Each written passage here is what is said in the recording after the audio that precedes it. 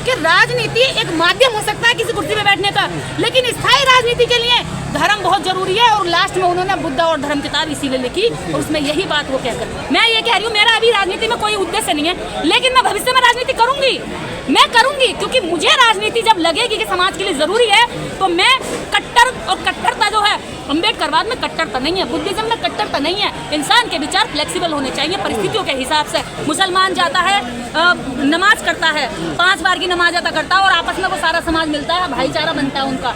और क्रिश्चियन भी जाता है और सिख भी गुरुद्वारे में जाता है, लेकिन ये बहुजन समाज कहाँ जाता है ये बताओ? ये तो नहीं जी, ये तो मंदिरों में जाता है, मंदिर उनके नहीं लात खा के आता है वहाँ से, वो थप्पड़ मार देते हैं, बाल पकड़ते हैं, इनको भगा देते हैं, और अगर शाम को दारू पीने ये घर चला जाता है, तो इसकी एकता कहाँ से बनेगी जब इसमें भाईचारा नहीं है? तो इस समाज का वही हाल है। MP MLA आज आजाद नेता नहीं रहे, वो जो है बंधुआ मजदूर है अपनी अपनी पार्टी।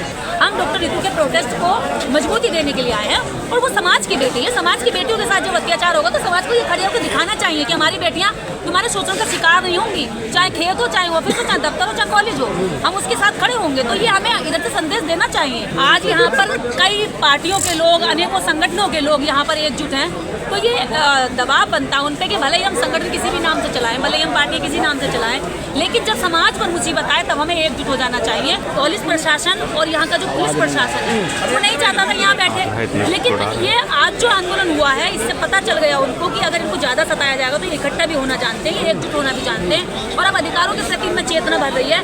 उसी का परिणाम है आज की इतनी सारी संख्या में लोग यहाँ पर पहुँचे।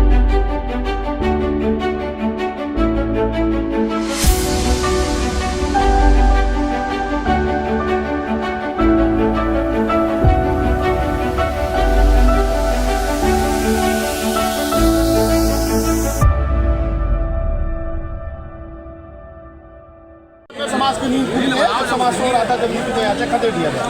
देखिए, जब से डॉक्टर रितु बैठी है एक लंबा आंदोलन, और इतने लंबे आंदोलन में समाज जब जब आता रहा, बीच बीच में समाज आता भी रहा, आप यहाँ पे लगातार रहे और बहुत सारे लोग लगातार रहे, हम भी आते रहे, लेकिन जो पुलिस प्रशासन और यहाँ का जो पुलिस प्रशासन है वो नहीं चाहता था यहाँ बैठे, लेकिन ये आज जो आंदोलन हुआ है इससे पता चल गया उनको कि अगर इनको ज़्यादा सताया जाएगा तो इकट्ठा भी होना जानते हैं, एकजुट होना भी जानते हैं, और अब अधिकारों के प्रति में चेतना बढ़ रही है। उसी का परिणाम है आज की इतनी सारी संख्या में लोग यहाँ पर पहुँचे। प्रोफेसर रितु को आज 5 महीने के आंदोलन के बाद में अंदर बुलाया गया बातचीत करने के लिए, तो लगता है समाज का दबाव काम आ रहा है? देखिए, ये समाज का ही दबाव है, अकेले व्यक्ति की कौन सुनता है यहाँ पर? आज यहाँ पर कई पार्टियों के लोग, अनेकों संगठनों के लोग यहाँ पर एकजुट हैं, तो ये दबाव बनता है उन पर कि भले ही हम संगठन किसी भी नाम से चलाएं, भले ही हम पार्टी किसी नाम से चलाएं, लेकिन जब समाज पर मुसीबत आए तब हमें एकजुट हो जाना चाहिए, और यही सामाजिकता होती है, यही समाज में सामाजिक होने की पहचान भी। आप कह रहे हैं सामाजिक होने की पहचान है, सवाल फिर वही निकल करके आता है कि जब सुबह को 6 बजे रितु का आंदोलन खदेड़ दिया गया और सुबह को 9 बजे उसने वीडियो बना करके समाज से अपील की कि मैं कह रही हूँ मेरा साथ देने के लिए आओ, वो भावुक हुई, रोई, उसके बाद में शाम को 7 बजे तक 20 आदमी इकट्ठा न हुए। आज नेताओं की भीड़ है या वास्तव में रितु के समर्थन में लोग आए? देखिए, ऐसा नहीं है, नेता 2-4 हो सकते हैं, लेकिन यहाँ पर जो सामाजिक कार्यकर्ता है, जो मैं किसी पार्टी की नेता नहीं हूँ, मैं किसी पार्टी की कार्यकर्ता भी नहीं हूँ, कोई पदाधिकारी भी नहीं हूँ, और मेरे जैसे यहाँ पे हजारों लोग हैं, किसी पार्टी से नहीं, मेरे पीछे खड़ी हुई किसी पार्टी से लोग नहीं है, तो हम सब लोग किसी पार्टी के नेता नहीं है, किसी पार्टी को रिप्रेजेंट करने नहीं आए हम लोग। हम डॉक्टर रितु के प्रोटेस्ट को मजबूती देने के लिए आए हैं, और वो समाज की बेटी है। समाज की बेटियों के साथ जब अत्याचार होगा तो समाज को ये खड़े होकर दिखाना चाहिए कि हमारी बेटियां तुम्हारे शोषण का शिकार नहीं होंगी, चाहे खेत हो, चाहे ऑफिस हो, चाहे दफ्तर हो, चाहे कॉलेज हो, हम उसके साथ खड़े होंगे। तो ये हमें इधर से संदेश देना चाहिए। अगर ये उनकी बेटियों के साथ हो रहा होता तो पूरे देश में ये भारत की बेटी बन गई होती, लेकिन आज ये दलित की बेटी कह करके उच्चारित करते हैं, और दलित की बेटी कहकर दलित तक आंदोलन दबा के रख देते हैं। लेकिन मैं ये मानती हूँ कि अगर भारत के अंदर आज किसी को, पूरे भारत को अगर सही दिशा में कोई लेके आ सकता है तो वही अम्बेडकरवादी हैं, जो शिक्षा की बात करते हैं, जो आडंबर और पाखंड से निकल करके सभी की लड़ाई लड़ते हैं। सभी की लड़ाई लड़ते। क्या कारण है कि वर्तमान सरकार, सिस्टम तमाम अम्बेडकरवादियों को खदेड़ देना चाहता है? वो एक रंग में पूरे मुल्क को रंगना चाह रहा है, सिर्फ अम्बेडकरवादी टारगेट पर। ऐसा है कि अम्बेडकरवादी उनकी जो परत दर परत चढ़ी हुई उनका जो झूठ का आवरण है उसको खुरेच रहा है, उसको उतार रहा है, और जो परतों का चढ़ा हुआ जो झूठ का आवरण है, सदियों से जो इन्होंने चढ़ा रखा था लोगों के दिमाग पे, और दिमाग से उतारी गई परतों के बाद क्या हो रहा है, लोगों के अंदर जो है खड़े होकर के सवाल करने की हिम्मत आ रही है। और तानाशाह सरकार को सवाल पसंद नहीं होते और अम्बेडकरवादी वही बनता है जिसको सवाल करने की हिम्मत आ रही है। तो सवालों से डर रही है कहीं ना कहीं सरकार। बिल्कुल, और इसीलिए अम्बेडकरवादी टारगेट पर है, क्योंकि अम्बेडकरवादी इनके सामने झुकता नहीं, अम्बेडकरवादी इनके सामने डरता नहीं, अम्बेडकरवादी जेल से नहीं डरता, मुकदमे से नहीं डरता, मरने से नहीं डरता, गोली से नहीं डरता और आंदोलन करने के लिए सड़क पे से नहीं डरता। और यहाँ हमारे देश के अंदर जितना मीडिया जैसा भी सवाल खड़ा कर दे उन सवालों से भी नहीं डरता। तो इसलिए अम्बेडकरवादियों से सरकारें भी डर रही है और देश की मीडिया भी डर रही है। 131 सांसद, 1000 से ज्यादा दलित समाज के विधायक, क्या कारण है? राजनीति की जो लाभ आरक्षण का जिन लोगों ने लिया वो नहीं आ रहे, नहीं बोल रहे। अच्छा, हमारे देश में जो है बंधुआ मजदूरी हुआ करती थी, विश्व में और भी जगहों पर रही है बंधुआ मजदूरी। तो अब बंधुआ मजदूरी आम नागरिकों की तो खत्म हो गई है, वो बंधुआ मजदूरी अब MP MLO में ट्रांसफर हो गई है। तो अब वो एक एक आदमी को बंधुआ मजदूर नहीं बनाते, हरीश जी को बनाएंगे, मुझे बनाएंगे या इन्हें बनाएंगे। अब हम इतने सारों को बंधुआ मजदूर नहीं बनाते। अब वो राजनीतिक आरक्षण के तहत हमारे जो MP MLA है वो 5 लाख का रिप्रेजेंटेटिव होता है, तो एक को बना लिया तो 5 लाख ऑटोमेटिकली बंधुआ मजदूर हो गए। तो अब पार्टियों के अंदर जो MP MLA है वो बंधुआ मजदूरी कर रहे हैं और अपनी बंधुआ मजदूर कभी सवाल नहीं करता, बंधुआ मजदूर कभी दर्द में ऊप आ नहीं करता, वो कभी अपने लोगों की बात नहीं करता। बंधुआ तो बंधुआ होता है, भेड़ जैसे भेड़ होती है, एक भेड़ सारी भेड़ों को समझा देगा कि देख तू इससे अलग है, तेरी कटने की बारी नहीं आएगी, इसको काटेंगे और तेरा इससे कोई लेना देना है, तेरी बिरादरी अलग है और तू तो बहुत ऊंचा हो गया, अब तेरी बारी नहीं आएगी। ये ऐसी सोच के हर भेड़ रोज रात को सो जाती है और हर भेड़ बाड़े में से एक भेड़ काट ली जाती है। तो इस समाज का वही हाल है। MP MLA आज आजाद नेता नहीं रहे, वो जो है बंधुआ मजदूर है अपनी अपनी पार्टी। ये कुछ लोग राजनीतिक लोग ये कह रहे हैं कि ऋतु को तो नौकरी अब मिल रही थी, ये राजनीति कर रही है, तो मतलब क्या राजनीति करना अपना गुनाह है? अगर ऋतु राजनीति करी तो गलत कर रही है। देखिए, उनके समाज की लड़कियां साधु संत नशा गांजा फूंक कर भी नेता बन सकती हैं, तो हमारे समाज की पढ़ी लिखी लड़कियां नेता नहीं बन सकती? क्या नेता बनने पर उनको कॉपीराइट है? क्या नेता निर्देश नहीं बन सकती, ऋतु नहीं बन सकती, या राहुल नागपाल नहीं बन सकते, या हरीश जी क्यों नहीं बन सकते भाई? क्यों? क्या इस देश के हम वोटर नहीं है? जो वोटर है वो नेता ही बन सकता है, इसमें कौन सी अपराध है भाई? और ये अधिकार है, शिक्षित पढ़े लिखे नेता आने चाहिए ताकि हमारे अंदर जो हमारे देश में जो बंधुआ मजदूरों की जो भीड़ इकट्ठी हो गई है, 131 सांसद और MP MLA जो अलग अलग स्टेट से आते हैं चुनकर, कम से कम ऐसे लोग जाएंगे तो उन लोगों को बताएंगे तो कि बोला ऐसे जाता है। आप कह रहे हैं कि बोला ऐसे जाता है। आप अगर दिल्ली के यूनिवर्सिटी के कैंपस की बात की जाए तो लगभग 3000 प्रोफेसर हैं, SC ST के रतनलाल सर ने मुझे बताया, लगभग 3000 प्रोफेसर हैं। अगर हम उंगलियों पर गिने तो लक्ष्मण यादव थे, डॉक्टर थे तो बाहर निकाल दिए, ऋतु बाहर धरने पर बैठी है, रतनलाल सर रोड टारगेट पर उन्हें विदेश नहीं भेजा जा रहा है। ऐसे में जब शिक्षक भी नहीं बोल रहे हैं, इसी में कौशल पवार थी जिनके लिए तो संघर्ष किया गया, उनके मैं नाम लेके कह रहा हूँ, उनको जब दिक्कत थी तो हम सब लोग समर्थन पाए, आज आप भी गई, आज वो भी नहीं आ रही, वो भी नहीं बोल, परमानेंट प्रोफेसर है। देखिए, जब कहते हैं ना कि बहुत तेज बाढ़ जा रही होती है, नदी बह रही होती है, तो मुर्दा मछलियाँ, कूड़ा करकट, ये वो जो अगड़म धड़गम जो होता है ना, टूटे हुए पेड़ और पत्तियाँ और मरे हुए जानवर सब उसमें बहते चले जाते हैं। लेकिन जो जिंदा होता है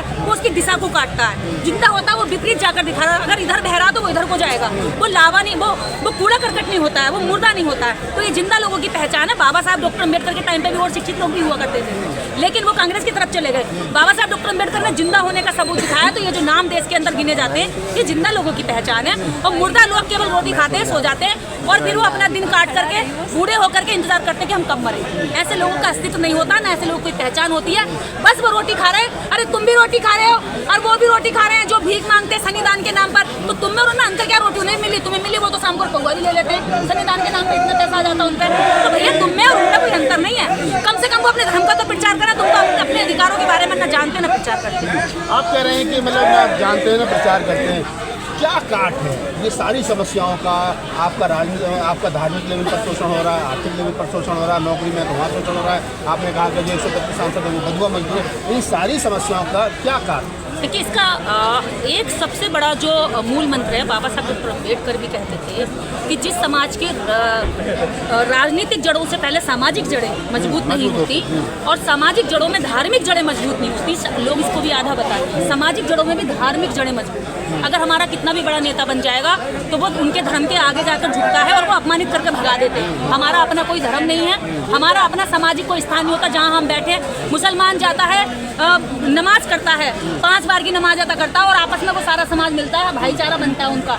और क्रिश्चियन भी जाता है और सिख भी गुरुद्वारे में जाता है, लेकिन ये बहुजन समाज कहाँ जाता है ये बताओ? ये तो नहीं जी, ये तो मंदिरों में जाता है। मंदिर उनके नहीं, लात खा के आता है वहाँ से, वो थप्पड़ मार देते हैं, बाल पकड़ के इनको भगा देते हैं, और अगर शाम को दारू पीने ये ठेकों पर चला जाता है। तो इसकी एकता कहाँ से बनेगी जब इसमें भाईचारा नहीं है, बैठने के इसके अपने स्थान नहीं है, इसकी हाय हेलो नहीं होती, इसको ही नहीं पता चलता किसी का बेटा कितना बड़ा हो गया, किसी के बच्चे की नौकरी लगी नहीं लगी, और किसी बच्चे के घर में खाने को है नहीं है, किसी बच्चे की फीस की कमजोरी है नहीं है। वो लोग आपस में जुड़े रहते हैं और एक दूसरे की हेल्प करते हैं। 1% जैन जो है पूरी दुनिया में फैला हुआ है और पूरे बाजार में कब्जा किया हुआ है। यही कारण है कि उसके अपने ठिकाने हैं, वो बैठता है, वो बातें करता है, किसी बच्चे का कमजोर है उसकी फीस बढ़ती है, सारे इकट्ठे होते हैं, किसी की बेटे की शादी करनी है तो उसकी शादी करते हैं। हमारे लोगों में ऐसी कोई भावना नहीं।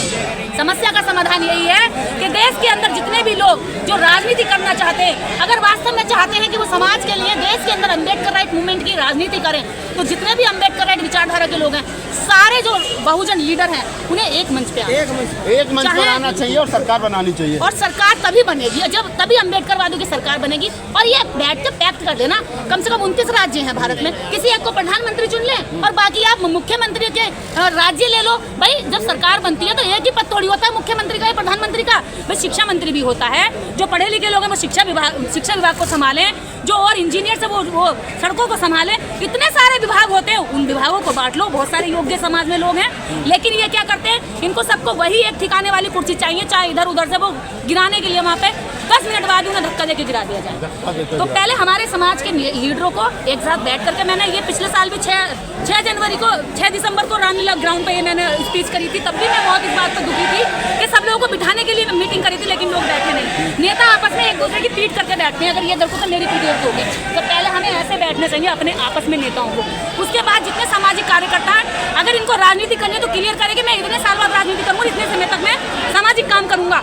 राजनीति के अंदर छुपाकर सामाजिक काम जो करते हैं, इससे समाज में विश्वास टूटता है। मैं ये कह रही हूँ, मेरा अभी राजनीति में कोई उद्देश्य नहीं है, लेकिन मैं भविष्य में राजनीति करूंगी, मैं करूंगी, क्योंकि मुझे राजनीति जब लगेगी कि समाज के लिए जरूरी है, तो मैं कट्टर और कट्टरता जो है, अम्बेडकरवाद में कट्टरता नहीं है, बुद्धिज्म में कट्टरता नहीं है। इंसान के विचार फ्लेक्सिबल होने चाहिए परिस्थितियों के हिसाब से, क्योंकि आज सर्दी है और आने वाली मई में गर्मी होगी, ये कोट उतार कर फेंक देंगे हम। आज रजाई हमें प्यारी है, गर्मी में वो रजाई दुश्मन दिखाई देगी। तो विचारों में हमारे समय के हिसाब से परिवर्तन होना चाहिए। बाबा साहब अम्बेडकर के विचारों में था, पहले उन्होंने कहा कि मैं राजनीति में जाना चाहता हूँ, लेकिन जब उन्होंने राजनीति भी करके देख ली तो उन्होंने ये देखा कि राजनीति एक माध्यम हो सकता है किसी कुर्सी पे बैठने का, लेकिन स्थायी राजनीति के लिए धर्म बहुत जरूरी है। और लास्ट में उन्होंने बुद्ध और धर्म किताब इसीलिए लिखी, और उसमें यही बात वो कह करके गए। आप निर्देश सिंह थी और सोशल एक्टिविस्ट हैं, जैसा उन्होंने बताया, और बहुत सारी बातें उनके बारे में उनके परिचय में और बताई जा सकती हैं, लेकिन इतना तय है कि निर्देश सिंह जैसे जो लोग सामाजिक कार्यकर्ता के रूप में काम कर रहे हैं, वो बोल रहे हैं, और वो इसलिए बोल रहे हैं क्योंकि उनके अंदर अम्बेडकरवाद जो है वो कूट कूट करके भरा। रितु के प्रदर्शन को समर्थन देने के लिए वो यहाँ पर पहुंची थी, तमाम एक्टिविस्ट यहाँ पहुंचे थे और तमाम लोगों ने यहाँ करके अपना समर्थन दिया।